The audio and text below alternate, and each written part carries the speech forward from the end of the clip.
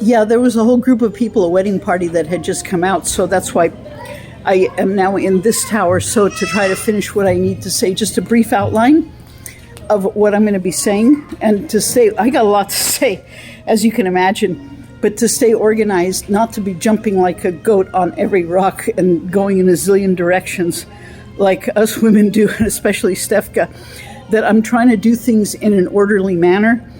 But CF, I do assure you, everything as I remember it, I will be talking about. I got a lot to say. But I'm trying to make it simple and to try to keep it short.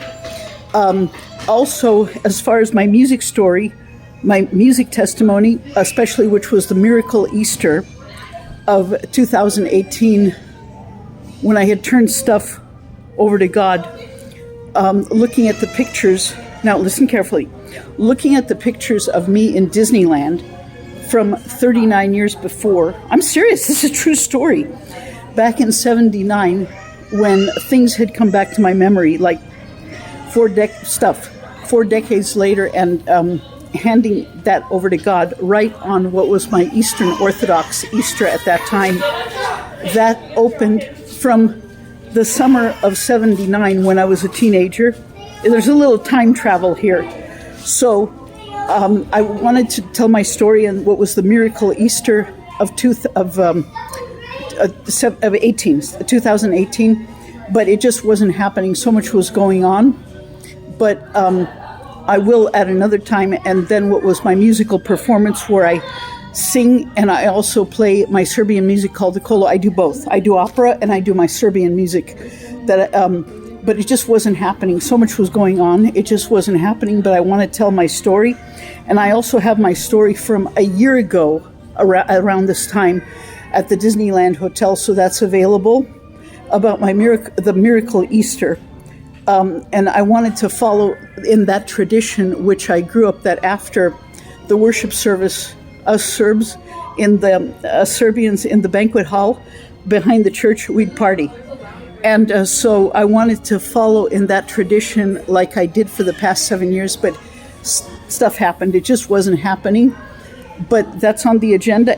But what I want to do now is what I call to open, especially on the 40th anniversary, because that represents a generation. I want to open up what I should have done at that time after what I call the Slain in the Spirit opera. And why do I call it an opera? Because there's more drama. Everyone knows what I'm about to say. There's more emotions, drama, intrigue that it was going on internally in me than in a 4-act Verdi opera. Combine La Traviata, since you were into opera, you'll know what I'm talking about. You will know what I'm talking about. Combine a little bit of Rigoletto, the forgiveness themes of Rigoletto, the pull of destiny of cycles being repeated from La Forza del Destino, the force of destiny, and then listen carefully, the Giorgio Germont spirit from La Traviata. Combine all of that together. That's what was going on related to that evening. And it is an opera. It is an opera because there's more intrigue and emotions going on, like, okay, I already said that, than in a 4-act Verdi opera. So, but what I'm trying to do, what I want to do is I'm just chilling here. I want to tell the backstory, which I should have done before. The backstory, because from the first Slain in Spirit event, when I was 16 back in 78, and then 7 years later, when it was August 10th, 85, almost, and everything also I wanted to mention goes in either in a cycle of 3s or cycle of 7. And then after August 10th, 85, and then 7 years later, where everything had finished from the meeting in September of 92, it was 3 cycles of 7, spanning 14 years. This is the truth. This is like on a movie. So, but what I want to do is tell the backstory. And what I'm trying to do is clear the clutter off the table. And instead of getting so wound up and so tied up over It's a demon. It's an evil spirit. You need counseling. You need deliverance. And all of that stirring up the pot of hard feelings and resentment. What I'm trying to get all of that off the table, and as my late mom would say, to focus on the project. And the project is to talk about that evening. That's what I call the infrastructure, the foundation. Maybe my terminology is right, but I'm trying to express myself. And maybe that's what I should have done before. And I do confess and I do admit, for something that is so emotional, going back to when I was 16 years old and slain in spirit the first time, and then stuff that had happened later on, and then when it was the second meeting, that's UCF, of slain in spirit, that for something that is so emotional, I had a lot of difficulty being able to open up and talk about it. That's what I'm trying to do right now, especially on this 40th anniversary, which represents a generation. And let's see, I gotta stay focused. Yeah, and I want to tell the backstory.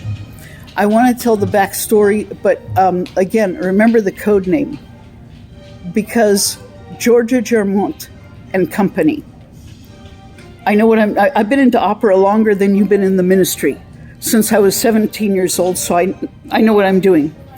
And yes, there are different faces behind Georgia Germont, the character from Verdi's opera La Traviata, and what that represents, but it's more of a type. It's more of a type, as opposed to the moment you get something that you're about to get it, that it's snatched out of your hand, which is based on, listen carefully, on the character of Georgia Germont, which he makes Violetta give up his son so that the daughter can get married. Just when she had found love, that the father comes and he snatches it out so that the daughter can get married. And there's different ways of looking at that, but it's more of a type. And you, CF and Company, were the speakers. It overlapped. And when Georgia Germont and Company were the speakers that evening, and I never had opened up as far as the backstory. Now, when I say the backstory, saying without the grudges and the animosity, but saying it is what it is. This is what had happened. This is the historical background. That's what I'm trying to do. Boy, I'm getting a little bit overwhelmed now. Anyhow, I got to take a break, and I got to have some water. Maybe that's too much information.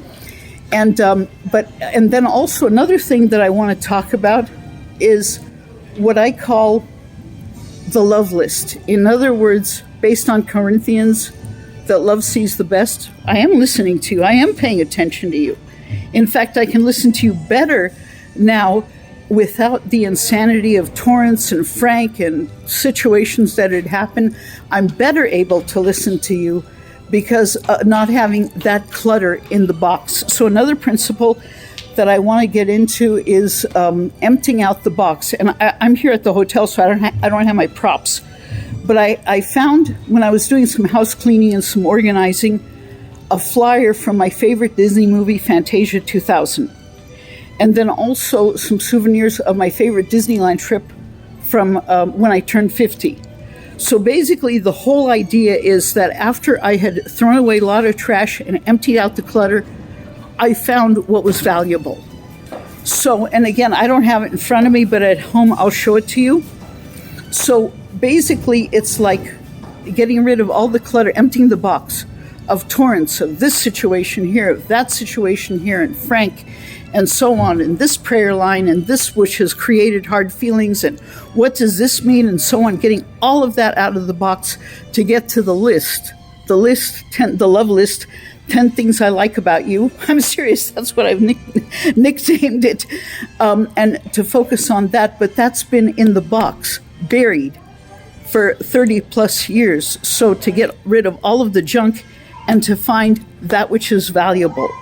The love list. So basically, and clearing the clutter off the table, and I do need to take a break, and I'll be right back.